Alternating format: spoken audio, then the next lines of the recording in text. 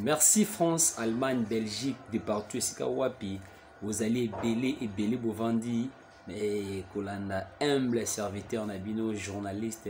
du peuple Jean-Jacques Yimba, Oazara toujours permanent pour nous informer Bino na o Italie actualité en RDC. Nabi que la France déjà Blaise Faso, Madame Pamela, Maman Nabiso na bananion soit vendi pour Rolanda, humble serviteur na bango Jean-Jacques Yimba. Kotara pour nous repérer sa bonne information. Il y a sur information et il y a solo. Déjà dans Rokende, dans bandana au Italie mokonza mboka, auto ça la tournée il y a plus de 2 semaines, à Mikilia Poto. Tout le monde depuis prise à pouvoir ya mokonza mboka, ba voyage ebélé. Oh d'ailleurs, il est mis na ba Kinois. Naba Congolais balobi ba voyager trop mais jusque là lipa ezate ma ezate na est bazali ko kufa du jour au jour, population bazali ko souffrir. Nozo mama mkesi akobanda Mobutu akenda musée aizwa pouvoir congolais souffrira toujours. Joseph Kabila a 18 ans na pouvoir. Dans le bien 18 ans. Congolais a souffert toujours. Tolinga qui changement en 2018. Tout le monde a Félix Tshisekedi mon amboka a eu pouvoir. Congolais a souffert toujours. De nous-mêmes, qu'est-ce que nous devons faire? Béni tout ça en sorte que les dirigeants n'a biso ko diriger wana conscience na bango zonga. En plus, intérêt na biso ezala na kati. Nazaki lobani bandeli ke mokonza mboka dépasse au pouvoir na elle a sali ba voyage ebélé. Lobi bien ba voyage ebélé oyo ti lelo tokoko lobake en réalité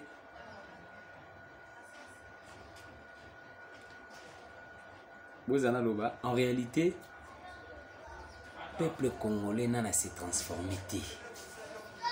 Soki na Kanluka,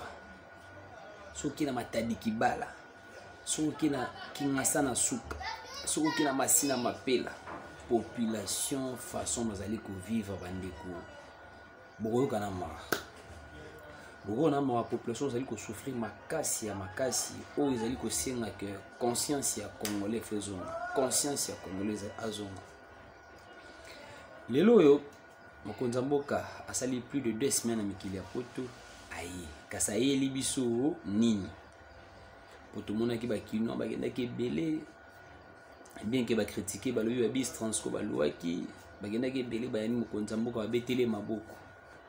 Mais ba voyage wana biso to profiter na ngona nini. Ya on a loba ki ke lelo tozali samedi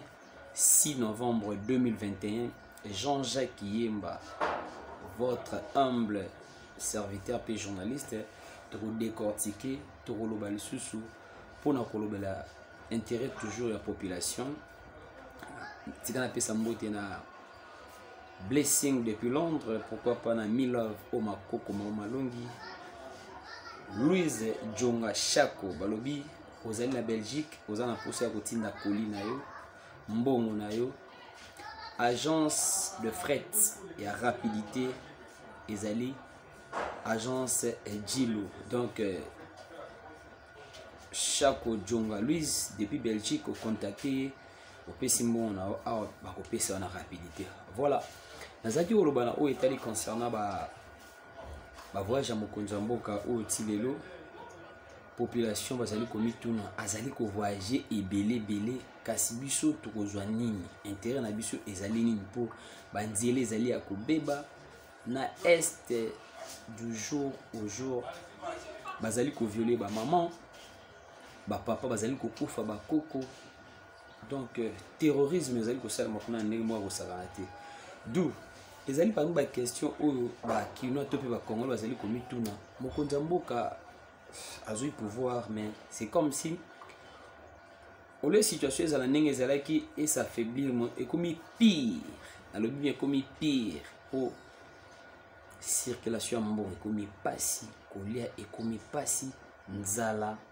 gratuité enseignement bino ozali komona ndenge ezali kosalema jusque là outil on a ba école mususu bana baza kotanga ba condition ya malonga te tolobi biso tozali bapandisa ngome ngai na pona na côté ya population kolobela population o bazali surtout na Congo profond bazali ko souffrir pour le loti na mokali ba melaka ya mabulu lelo na quartier 4 na Kanluka ba melaka ya mabulu mais tozali na ville province ya Kinshasa kasi nazali koloba ke mokonzi mboka asali tourner na ye akutani na ba ténor na lobi bien ba grand monde ou bazali ko sima monde bazali ko diriger monde na monaki to monaki na la chancelière ou ya Grande-Bretagne to moni pe lususu na John Biden ou ba yambanaki tout le monde ba photo bien que ba lobi que ko yamba officiel ba yamba mokonzi mboka monani te wana ba polémique moto cha côté pour eza ba polémique moko e kwa boutique pe ne loko moko te pe ça sur loko moko te mais nous voulons que retomber ni neza na ba voyage wana mona mboka Félix Tshisekedi a une enveloppe ya 4 milliards bien que est insuffisant pour na mboka mne lokola RDC ou mais en quelque sorte ko lobeza pas au pasali pas ya malamu pour na koloba que aza pe na souci ya population na kasi population oyo asali plus de 20 ans plus de 30 ans azali ko souffrir lelo sotali ba jeune misala ezali te mutaza na 35 ans 37 ans 40 ans azoye ba venir na ndenge ezate donc alali ala muki azoye ba ndinga ko banda te ndinga ko suka te donc avenir ne komi sombre donc mutu pena la muki na tongo a mo compter na ba fenêtre ndako ba pardon ya plafond azoye ba te akobanda wapi akosukela wapi ya on peut monsieur moni na été moyen te akameli bombe ne ba bloko to condamné monsieur super comme na moyibi monsieur super comme jalouser batu abotola batu biloko nyonso wana ezali question pour na misala ezali te tandis que nde tomona la bapaya na mikili mususu ya poto pour lelo atoza ndeko na nde toza na Kinshasa a na Congo so benga nde onaza na poto peut-être pour donner téléphone à la passe tant on a besoin de téléphone raison à ça OK azaki na musala donc vous voyez que travail baza au sala mutaza ko bima tongo aza au sala a foutre un pot azo futa nyonso boya mutu esala développement ya mboka mais na pays où ils en a plus de 60 millions d'habitants alobi bien plus de 60 millions d'habitants na RDC awa imagine toi sur 40 millions misali ezati on les a bombe on les a dit bombe d'où on doit interpeller ba konza mboka ba question ou ezali ba question ko répondre à la préoccupation de la population pour parce que et bien là ba politicien tout monde a bango ba na ba mituka moko ba komona ba immeuble bazalaka ba locataire ba komo ba milliardaire ba millionnaire oui mutu nyonso a mérité na musala na salaire na ye o azo sala musala mais salaire en ya ndeni yo zali na lemba o zago futela ndako ya 2 chambres salon bala moko mina ba immeuble ba 5-6 niveaux non salaire ni nous zo nyonso po mboka kimoyibi ezati lelo kimoyibi moi je confirme ça que kimoyibi ezati lelo donc essayer la conscience morale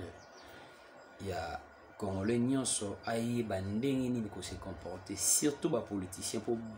ba politiciens ba onde lelo ba bomi mboka oyo ba politiciens ba onde ba trahir mboka oyo eza batali boso oyo esengeli conscience na bango ezonga normal pour na ko permettre bango ba travailler pour l'intérêt de la population. Là, ça va bien que vous s'abonnez massivement à Info RDC ou les chaînes YouTube, tout ça la analyse. Que ça va bien que faut ça peut ba remarque vous allez que on l'a dit biso moni que côté na to bon moi commentaire et ça moi c'est bon quoi. Que ça va bien que lelo oyo moi la mboka Martin Fayulu FCC basangani bazana marche le 13 novembre 2021.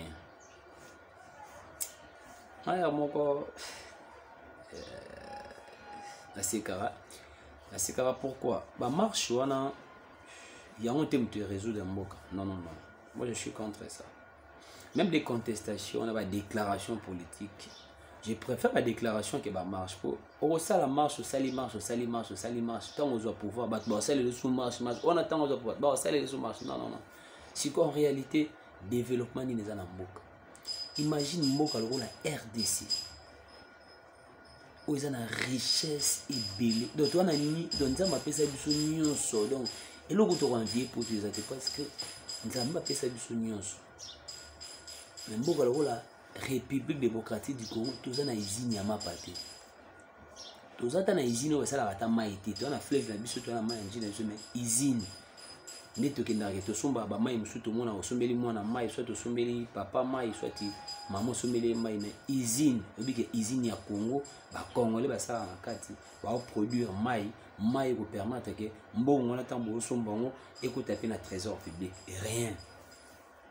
tozata na usine wa sala kib magite tozata na ata ma papa ezate 18 ans de pouvoir 32 ans de pouvoir 3 ans de pouvoir. Quand on les a se retrouvé, c'est quoi se retrouver quand? D'où ici la conscience, il y a biso mo ba congolais et faisons en place.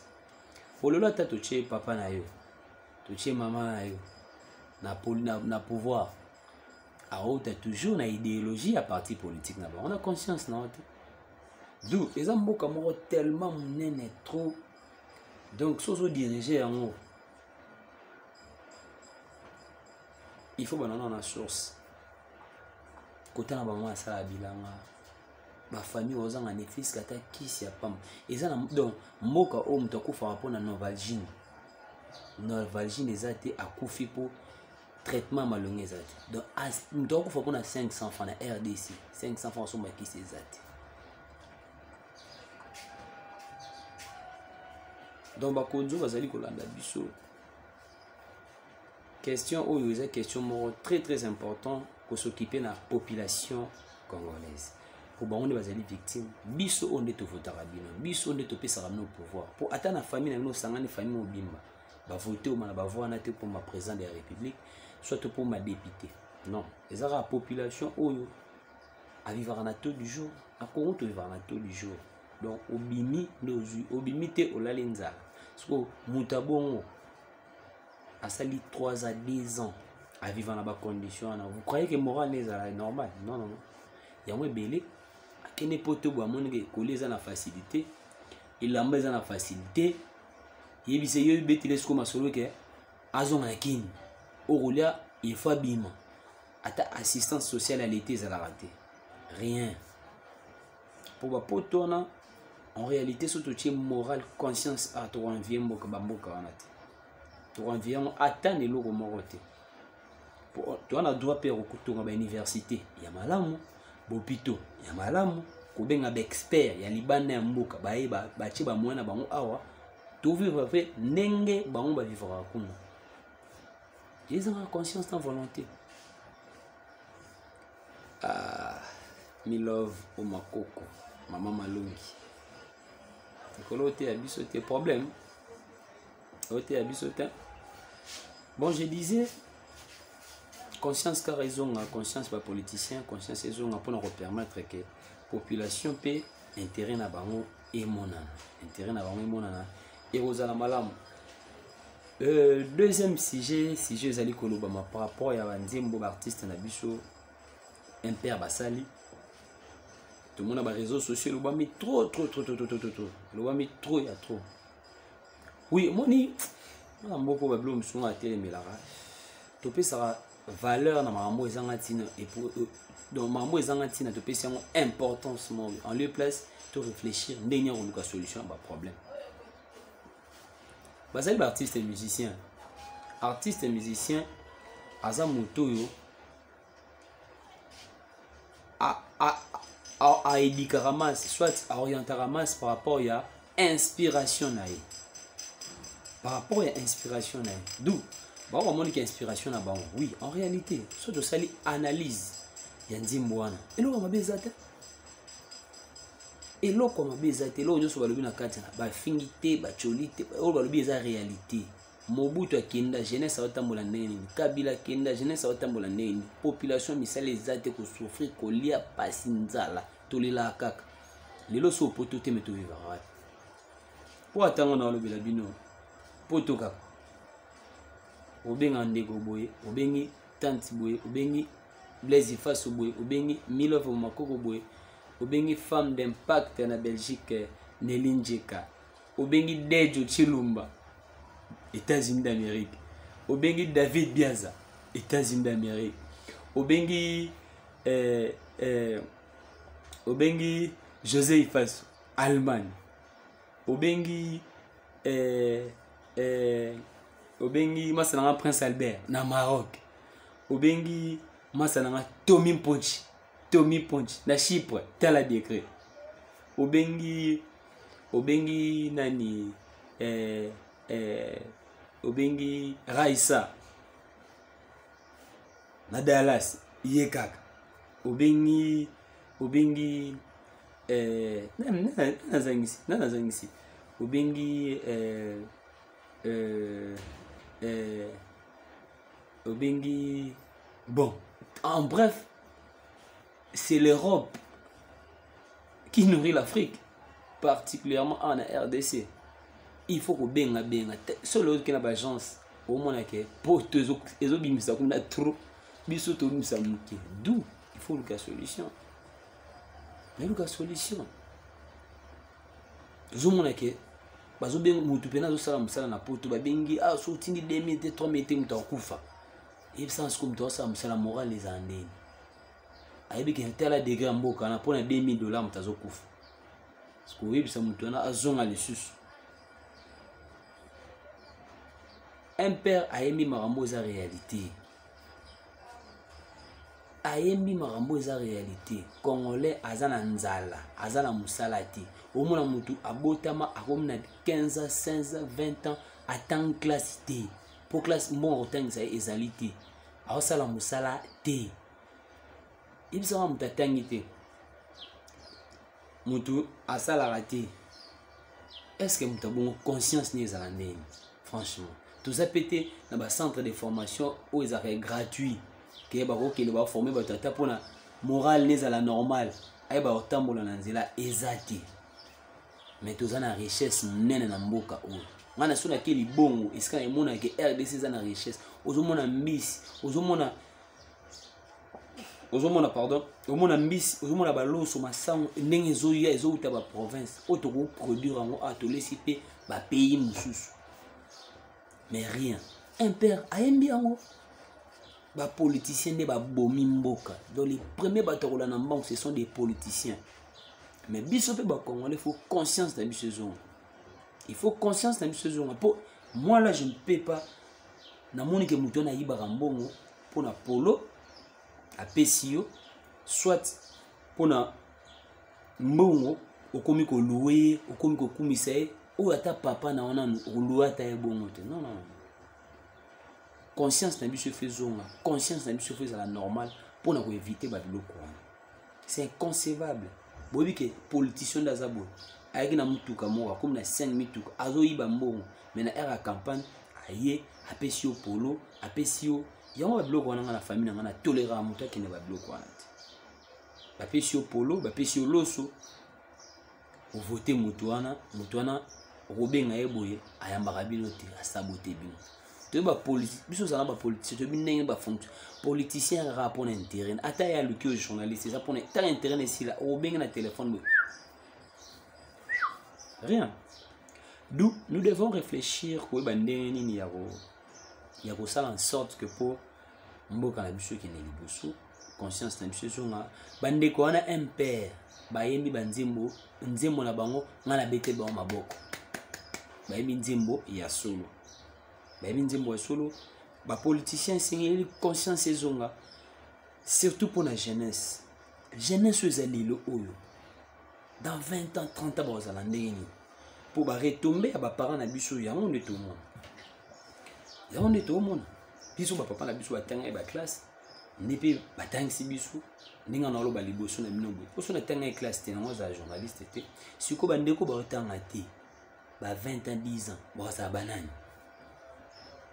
on a ba criminel ami pour moto ayebi ko réfléchir ndenga à lukambo moto parce que moi biso professeur na biso psychologie na jeune na facile ayebi ça biso toujours moto atani classe azana 50% réussite na vie na et le but est que rebongara une na classe non mais moto atani classe aza 50% ya réussite na vie na ye. D'où un jour il sourire pour na ye.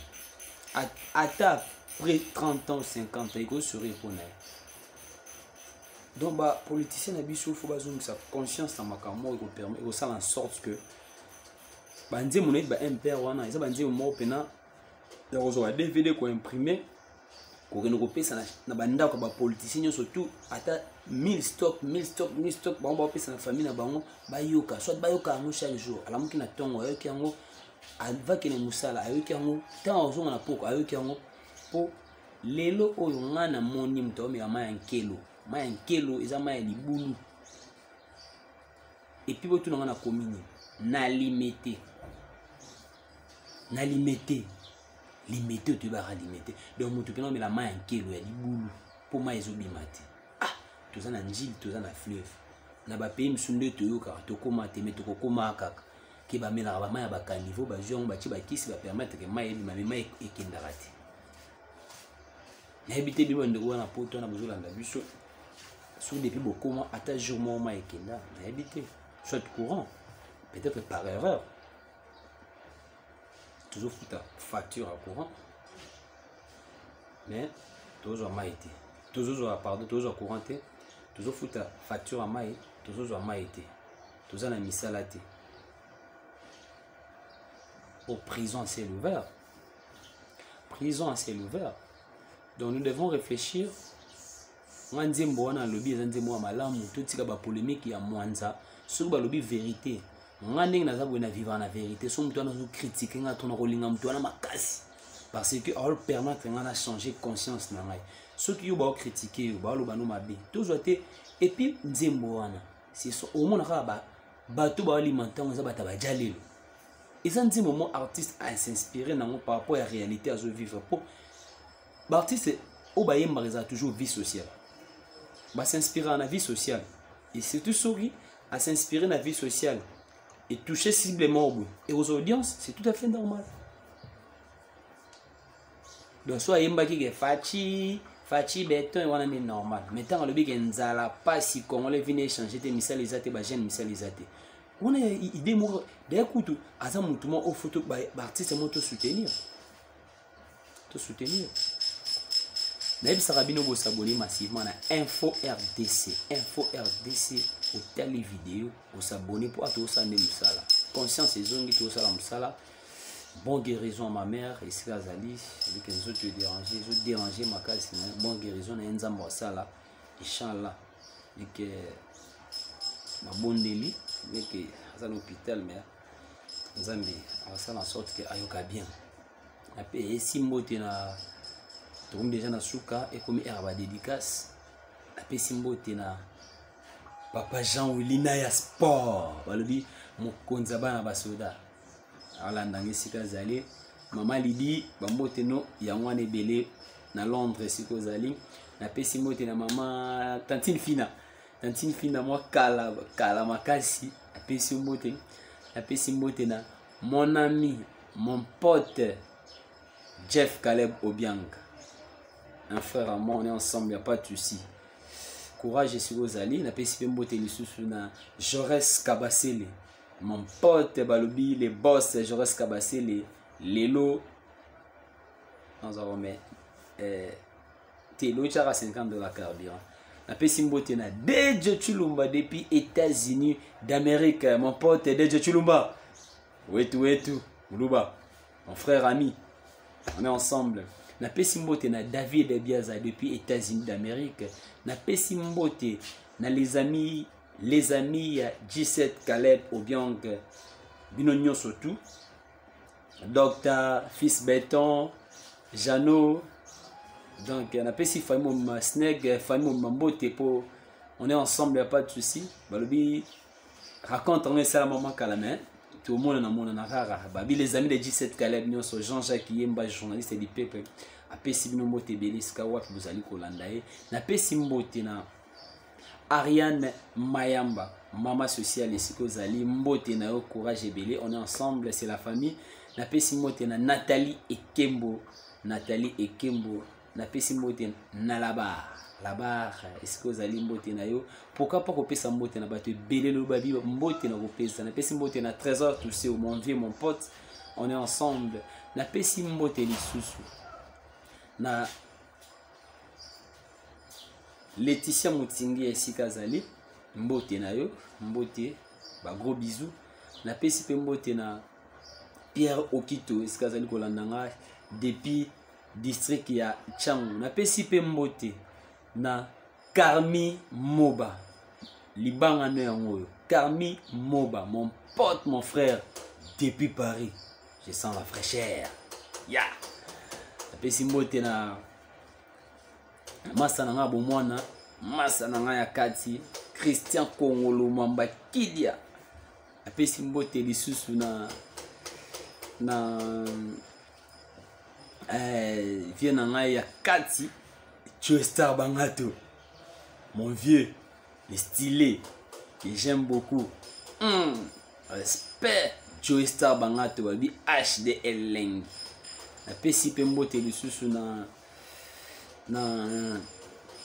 na Ciara depuis quelque part na pesi pe mbote lisusu na Ciara Kadima Ciara Kadima mbote siko zali Olanda Jean-Jacques Yemba de partout na pesi pe mbote lisusu na bosanya wa lisusu nzambe na ngai femme d'impact babi Neline Djeka depuis Belgique ensemble avec mon père papa Antoine Lokombe respect ebele siko zali mwana no yeyo Jean-Jacques Yemba to bundaka ndenge zala na pesi pe mbote lisusu na Diane Okito na pesi mbote na famille Okani Mobimba na pesi pe mbote lisusu na ba oyanga ya kati balobi président Bobo Mindondo président Bobo Mindondo on est ensemble c'est la famille mbote siko zali babi Jean-Jacques Yemba yeyo en forme na pesi pe mbote na bandeko ebele o balingaka Jean-Jacques Yemba merci pour na ba critique na bino to améliorer to sala musala ezaki nongara 20 minutes d'analyse ezali question ya ko sala état de lieu na o Italie situation